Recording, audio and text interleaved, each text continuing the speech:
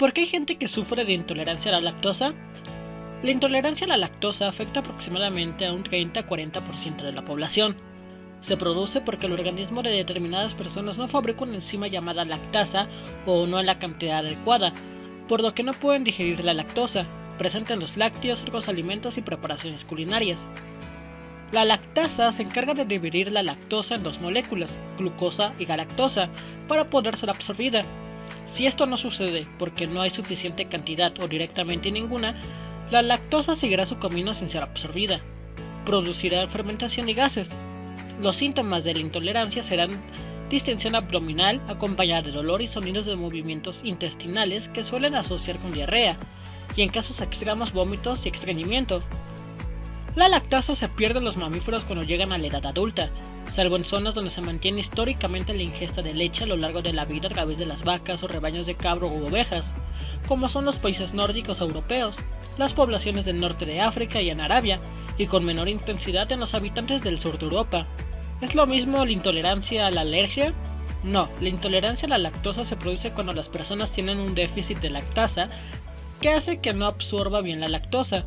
Al llegar al colon, la lactosa mal absorbida es fermentada por las bacterias del intestino y produce gases, como ya lo hemos visto. En cambio, las alergias están mediadas por una reacción inmune a través de la hemoglobina. La más común es la alergia a las proteínas de la leche de vaca, y suele inducir síntomas parecidos. No obstante, en muchas ocasiones los problemas alérgicos cursan con reacciones cutáneas, oculares y respiratorias que no aparecen en el caso de la intolerancia a la lactosa. Y la mala absorción e intolerancia a la lactosa tampoco es lo mismo. En términos de mala absorción solo hace referencia a que la lactosa no es absorbida, mientras que la intolerancia a la lactosa nos referimos a la aparición de síntomas originados por esta mala absorción. De hecho, existen personas que presentan mala absorción de lactosa sin síntomas. Entonces, ¿la intolerancia secundaria qué es? ¿En qué consiste? Existen casos de intolerancia a la lactosa secundaria, que quiere decir que el intestino ha perdido la lactasa de forma temporal a raíz de un problema en el intestino. Por ejemplo, el caso de una gastroenteritis severa o en la enfermedad celíaca.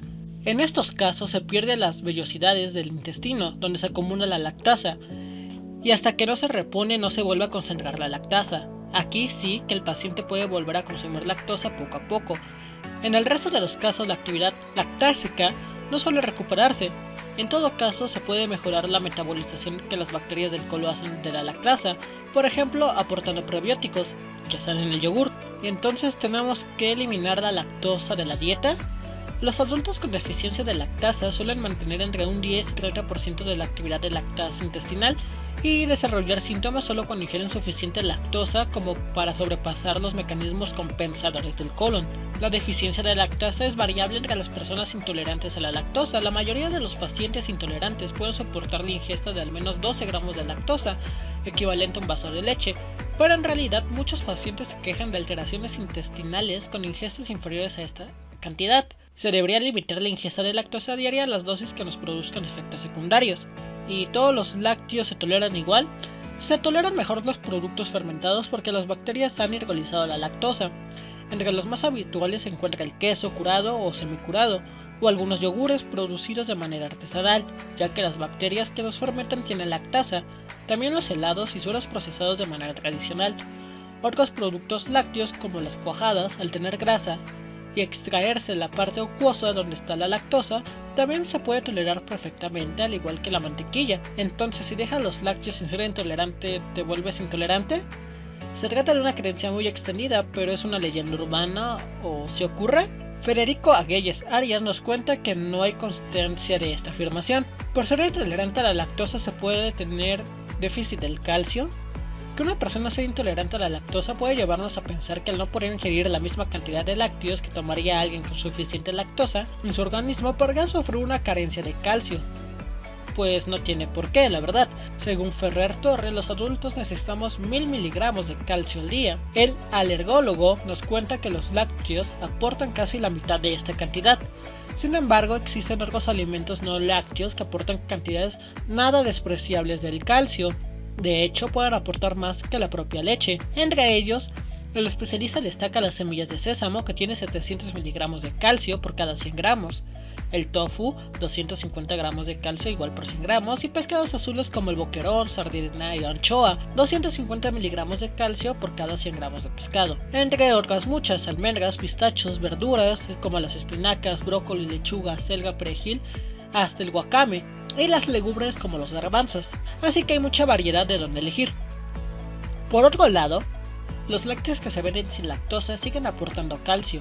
De hecho, sus valores nutricionales son exactamente iguales a los de los lácteos. Lo único en lo que difieren es que a los sin lactosa se les añade lactasa para poder ser digeridos, así que no son deslactosados, simplemente le ponen lactasa. Dato perturbador: la lactosa no está presente únicamente en los lácteos, sino en preparaciones culinarias en las que se utilizan estos o sus derivados, como la bollería elaborada con leche o mantequilla, en el pan de molde o en el puré de patatas en copos. Por supuesto tendrá lactosa la bechamel, los pasteles de nata, la salsa blanca, preparaciones con crema de leche, helados de crema, batidos de fruta y chocolate.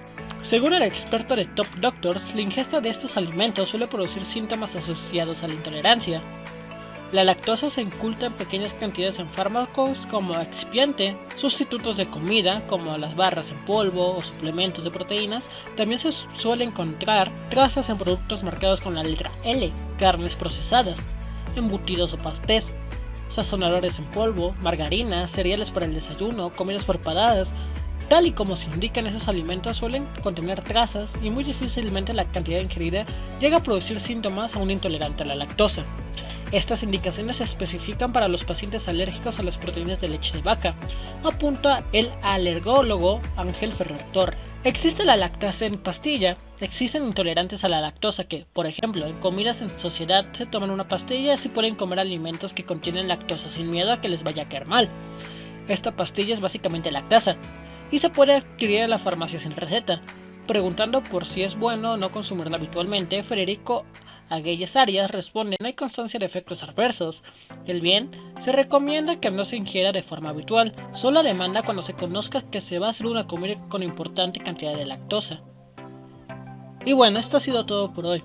Si te gustó el video y si te aportó algo, por favor dale pulgar arriba y suscríbete a mi canal, me ayudarías mucho. Recuerda que seguirme es tu camino ninja. Nos vemos en la próxima, chao.